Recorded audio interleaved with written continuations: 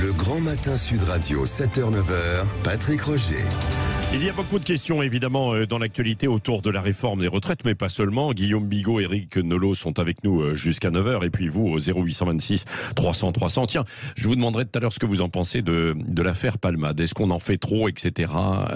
Et puis il y a ce débat d'ailleurs aussi autour de la cocaïne qu'évoquera Jean-Jacques Bourdin entre 11h et midi sur la consommation de la cocaïne en France. Il y a 600 000 personnes qui consomment régulièrement, et il y a 8 millions de personnes entre 15 et 40 ans qui ont déjà testé une fois, une inquiétante montée. Et puis donc toutes les questions autour de la réforme des retraites, le dernier jour de l'examen, la motion de censure du RN peut être examinée ce soir, bien sûr, les manifestations qui sont un petit peu essoufflées hier. On va commencer tiens au 0826 300 300, c'est Patrick qui est avec nous de Bélestat en Ariège. Bonjour Patrick. Bonjour Patrick. Oui, ben voilà, c'est ça. Mon cher, vous voulez revenir sur les retraites, hein. Donnez-nous votre opinion et on en débat. Disons que j'ai du mal à comprendre pourquoi les opposants à la retraite, de quelque bord auquel ils appartiennent, n'aient pas saisi l'opportunité, enfin la possibilité, de mettre en place un référendum d'initiative partagée. La question du référendum, quoi. Une réponse avec vous, Guillaume Bigot et Éric Nolot. On avait parlé, souvenez-vous, à ce micro, au mois de janvier, dès le mois de janvier. Je pense que il y avait la crise pointait son nez, et je pense que c'est le seul moyen, conforme d'ailleurs à l'esprit de nos institutions, c'est de faire trancher une affaire comme celle-là par le référendum. Pourquoi ? Parce qu'on ne peut pas faire le bien des gens contre eux finalement, et donc et c'est le seul moyen en plus pour le président de la République de ne pas capituler en race campagne, parce que ça pose aussi un problème de démocratie. Si on peut pas se laisser briser, imposer des décisions par la rue, par les syndicats, ça ne va pas. Donc le président, c'est le seul moyen élégant, je dirais, et conforme à l'esprit de l'institution, que trancher par référendum. Et Éric Nolot ? Non, en tout cas, sur le plan du principe, quand une réforme est marquée par autant d'amateurisme, de confusion et de malhonnêteté intellectuelle, parce que l'affaire des 1200 € de retraite minimale, pour rester poli, c'est de la malhonnêteté intellectuelle. J'ai quelques autres mots en tête. Bon, il faut la retirer et faire quelque chose. Alors, le référendum, c'est une des pistes. Moi, je pense qu'il y a une piste intermédiaire, ce serait de retirer provisoirement et de revenir dans 6 mois avec un projet qui serait au moins ficelé. Parce que là, on a un peu l'impression que même M. Dussopt ne comprend pas ce qu'il y a dans sa propre réforme. Donc, avant d'arriver jusqu'au référendum, déjà, revenons à quelque chose de normal, avec un ministre du Travail qui sait ce qu'il y a dans sa réforme, en corrigeant... il doit savoir, mais il y a des petites... il y a des parenthèses, entre guillemets, les 1200 €, il a eu l'air de découvrir en même temps que nous que c'était une fable, quand même. Voilà. Ensuite, il y a quand même des absurdités, selon l'âge auquel vous avez commencé à travailler. Il y a une sorte d'usine à gaz qui se monte. Tout ça devrait être remis à plat. Réexaminer dans 6 mois, et si ça marche toujours pas, en effet, le référendum. Et je pense qu'avant d'en arriver au référendum, il y a d'autres pistes. En tout cas, en l'état, ça me paraît quand même tout à fait illusoire de s'obstiner dans cette voie. Oui, et avant de poursuivre, voilà, Patrick, je ne sais pas si vous voulez rajouter quelque chose, mon cher Patrick. Disons que moi, je ne parlais pas d'un référendum provoqué par le président de la République, parce que ça, je n'y crois pas, je n'utilise pas. Moi, je parlais d'un référendum d'initiative partagée. C'est-à-dire provoqué par une partie des députés, et avec la signature d'un certain nombre de citoyens et corps électoral. Vu le nombre, vu le million de personnes qui défilent dans la rue, je pense que la barre de ces millions aurait pu être atteinte. C'est-à-dire essayer de le provoquer, plutôt que de bloquer le pays. Et à terme, je pense les opposants à la réforme, je pense qu'il va y avoir une certaine lassitude, d'une part, parce que les grévistes n'ont pas les moyens financiers de multiplier les journées de grève. Ça, c'est vrai. Et d'autre part, le public va se lasser. Déjà, hier, il y avait beaucoup moins de monde, quoi. 2 fois moins de monde. Patrick, juste une objection à ce que vous proposez, si je puis me permettre, c'est que si ça vient des parlementaires, cela signifie que les parlementaires vous disent, alors, l'Assemblée nationale ne sert à rien, nous n'arrivons pas à faire la loi, donc... nous nous en remettons à l'instance qui nous a élus. Donc il y a une forme d'aller-retour un peu étrange, parce que je veux bien qu'on donne la parole au peuple en dernier recours, mais nous sommes dans une démocratie représentative, et si les députés commencent à dire nous vous représentons, mais nous sommes incapables de faire des lois, nous vous redonnons la parole, il y a quelque chose d'un peu étrange dans ce... Moi, le principe, Patrick, ne me choque pas du tout, mais par contre, comme c'est encadré, comme vous savez, avec la procédure 47.1 en 50 jours, tout compris, l'expérience montre que recueillir 5 millions, c'est très long et difficile, donc ça ne se fera pas en 50 jours. Patrick, lorsqu'on regarde les textes concernant le référendum d'initiative partagée, ça peut parfaitement être fait beaucoup plus tard. Mais admettons que la loi passe, ce que je crée. Admettons que la loi passe. Au bout d'un an, on a parfaitement le droit de mettre en place un référendum d'initiative partagée de façon à contester la mise en place de cette loi. Oui. Non, mais ça, c'est une des possibilités, bien sûr. Puisqu'on est justement dans les détails à l'Assemblée nationale, il y a la motion de censure qui a été déposée par Marine Le Pen. Donc, pour qu'elle aboutisse, il faudrait qu'il y ait la majorité. Bon, évidemment, les autres partis ont dit qu'il n'était pas question. Que pensez-vous de cette stratégie, Guillaume Bigot? Je pense que cette affaire des retraites fait éclater au grand jour un peu la tragédie politique française, tragédie entre guillemets, pour l'instant il n'y a pas mort d'homme, mais grosso modo, de quoi s'agit-il? On voit bien qu'il y a une écrasante majorité des Français qui sont contre cette réforme, mais comme il y a un gros paquet d'abstentionnistes, et comme par ailleurs à l'Assemblée nationale, ce qui poserait d'ailleurs un problème pour la stratégie du référendum d'initiative partagée, comme il y a une détestation fondamentale entre les différentes oppositions qui sont éclatées façon puzzle de part et d'autre de l'hémicycle, c'est-à-dire une extrême gauche qui déteste une extrême droite, un populisme de gauche et un populisme de droite qui se détestent fondamentalement et qui ne peuvent pas s'allier. En tout cas, chez les leaders, sur le terrain, je ne sais pas, mais chez les leaders. Vous avez raison, Patrick, mais grosso modo, il y a aussi beaucoup d'abstentionnistes et le résultat, c'est que vous avez une majorité de gens non représentés ou mal représentés. Écoutez, il y a quelques jours, la NUPES a applaudi, comme s'il venait de marquer un but, le rejet de l'index senior qui a été rejeté grâce à l'alliance des voix entre la NUPES et même LR. Et LR et le Rassemblement national. Alors pourquoi ce qui est possible pour rejeter l'index des seniors ne le serait pas pour quelque chose de plus important? On est dans la posture politique. Oui, c'est ça. Voilà, je vois pas pourquoi,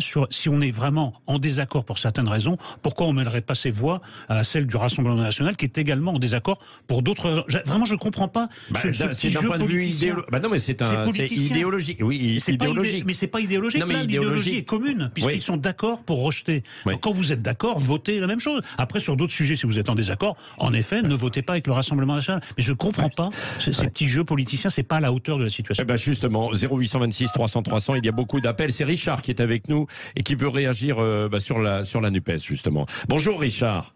Oui, bonjour. Bon. En fait, moi non plus, et je pense qu'on doit être nombreux à ne pas comprendre le comportement de la NUPES qui quelque part, je ne pense pas que ça soit uniquement qu'un problème idéologique. Je pense qu'il y a un jeu politique. Le fait que la retraite passe, ça pourrait faire des frustrés. Et les frustrés, c'est toujours bon à récupérer. Moi, je suis vraiment... je pense qu'on est vraiment au grand soir. On va savoir qui est qui. Et j'espère que les députés seront assez intelligents, on va dire à titre personnel, pour prendre leurs décisions, parce qu'aujourd'hui, c'est vrai que la réforme est complètement dévoyée et il faut surtout pas la passer, quoi. Elle n'apporte en plus, elle n'apporte pas le résultat qui était escompté, y compris pour le gouvernement. Et je pense que la grande majorité des Français espèrent que les députés seront à la hauteur. Merci Richard de votre témoignage et votre opinion. Vous pouvez continuer de nous appeler 0826 300 300. Il y a une question qu'on se posait ce matin avec vous, Guillaume Bigot, et je voudrais connaître votre opinion à vous, Éric Nolot. Un chef, est-ce qu'il doit écouter la rue, la population, ou est-ce qu'il doit aller contre s'il estime que c'est pour le bien fondé du pays? En l'occurrence, Emmanuel Macron face à cette réforme des retraites et puis face aux sondages et la contestation. Il n'y a pas seulement les sondages, il n'y a pas seulement la contestation massive, il y a l'idée de plus en plus claire que cette réforme n'est ni faite ni à faire, que ça a été bâclé et qu'en l'état, on discute d'un texte mal ficelé. Donc là, en fait, l'obstination n'est pas une obstination pas seulement idéologique, c'est une obstination évidemment idéologique, mais c'est une obstination par rapport à un texte qui ne tient pas la route et dont chaque jour révèle les failles, les manquements et le manque de réflexion. Pourtant, ils ont eu du temps. Ils ont eu du temps pour la peaufiner. 6 ans pour arriver à un truc où ils découvrent eux-mêmes les femmes vont être pénalisées. Ah oui, en effet. C'est ça les amateurs. Carrières longues. Oui, c'est de l'amateurisme. Donc je pense que là, il y a un acharnement qui confine à l'aveuglement de la part d'Emmanuel Macron. Et en plus, le bras de fer, l'issue, à partir du 7 mars, est extrêmement incertaine. Parce que ça peut durer très longtemps avec un résultat tout à fait le blocage, je voulais dire. Ce qui est extrêmement cruel, c'est que si on réfléchit bien, ces gens-là, prétendent être dans la vérité technocratique, c'est-à-dire d'avoir une seule bonne solution que la technique impose d'une certaine façon. Et techniquement, quand on leur pose des questions très simples, alors 1200, c'est oui ou c'est non et pour combien de personnes? On sait pas. Alors finalement, ça va concerner, on va partir à la retraite à quel âge quand on a tel âge? On sait pas. Là où c'est vraiment cruel, c'est qu'ils misent tout sur leur technicité et qu'il n'y a aucune technicité en fait. Alors peut-être qu'il faudrait qu'ils fassent un procès à McKinsey, parce que là la copie elle est pas propre. Non mais c'est encore pire, c'est que Bigot disait il y a un instant, il croit avoir une seule solution, mais là c'est pire parce que la solution qui nous était présentée comme idéale, exactement, c'était une autre solution qui n'avait rien à voir. C'était le système. Ils ne comprennent même pas leur propre solution, ils ne la maîtrisent même pas. Quelques années plus tard, on vous dit ce qu'on vous a présenté comme la meilleure solution, la seule. En fait, non, il y en avait une autre et voilà la meilleure nouvelle solution. Ça va pas, c'est une contradiction dans les termes. Bon, écoutez, on va suivre ça tout au long de la journée. Il nous reste 3-4 minutes. Ça a été l'une des questions de la semaine que nous avons posées avec, puisque c'est arrivé il y a tout juste une semaine, l'accident qui met en cause Pierre Palmade, avec, on sait, l'issue dramatique donc pour une famille.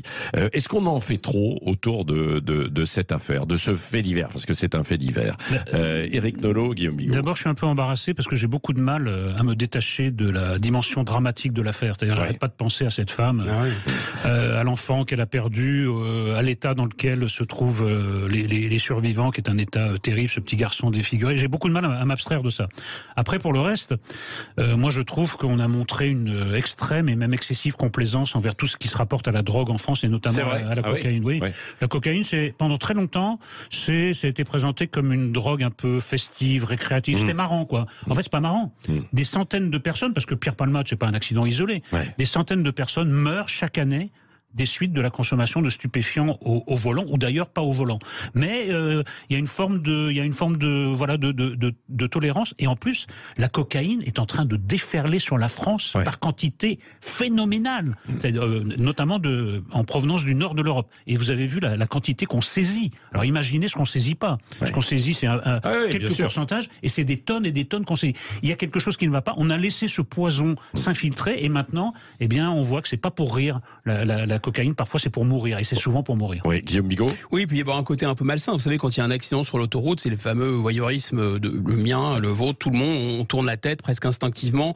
Là, il y a quelque chose comme ça. En plus, c'est la boîte à fantasmes totale, parce que c'est un people, parce que c'est une sexualité extrême avec les chemsex, homosexualité, etc. Les drogues également. Et finalement, qui est frappé, qui est détruit? Une famille qui a l'air d'être une famille lambda. Donc inconsciemment, dans l'inconscient collectif, ça met en scène finalement une espèce de France d'en haut qui flotte au-dessus des lois, à l'égard de laquelle on peut être assez complaisante jusqu'à maintenant, parce que je pense qu'il va vraiment prendre cher devant les tribunaux.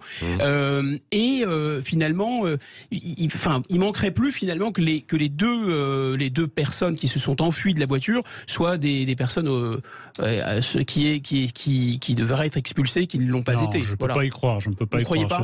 Ce serait irréel. Il manquerait plus que ça, que ce soit des irréguliers, des clandestins. Que les gens qui fournissent de la drogue, en général, sont étrangers, en général, sont pas expulsés. Ce serait vraiment scandaleux. Non, mais en plus, Palmade ne doit pas être un bouc émissaire. C'est la drogue c'est la guerre à la cocaïne, qu'il faut déclarer. Bien sûr. Il s'agit de le punir selon ses actes, ni plus la ni même moins. Loi pour tout le monde.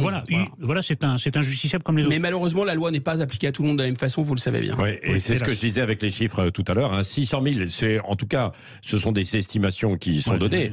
Consommateurs réguliers, quoi. Bien sûr, il y a 8 millions de personnes qui ont touché. Je n'ose pas vous demander si vous y avez touché à la cocaïne un jour ou pas. Écoutez, moi, quand je prends du sirop pour la toux, ça me défonce. Tellement j'ai rien pris dans ma vie. Vous voyez, donc c'est pas pour commencer à mon âge. Je crains que j'ai pas la santé. Je suis désolé, mais je tourne au Doliprane. Au Doliprane et parfois au Guronzan quand je suis vraiment foufou. Bon, je disais ça parce que tout à l'heure, on en parlera entre 11h et midi avec Jean-Jacques Bourdin, et qu'il recevra quelqu'un qui a été accro pendant des années, addict, et qui a eu beaucoup de mal effectivement à en sortir, parce que c'est ça l'un des problèmes. C'est-à-dire, vous y touchez et après vous avez beaucoup de mal. Oui, mais les amis de Monsieur Palmade là, qui montent au créneau en disant il faut pas faire un exemple avec notre ami, où est-ce qu'ils étaient Vous avez vu les vidéos de Palma, dans quel état il était? Moi, si j'avais été un de ses amis, ça m'aurait quand même inquiété. Je l'aurais quand même invité, on peut pas l'obliger, je l'aurais quand même invité à se faire interner et soigner. Indéniablement, quand on est accro, on peut très difficilement revenir en arrière, mais il faut pas oublier que les gens sont librement devenus accros.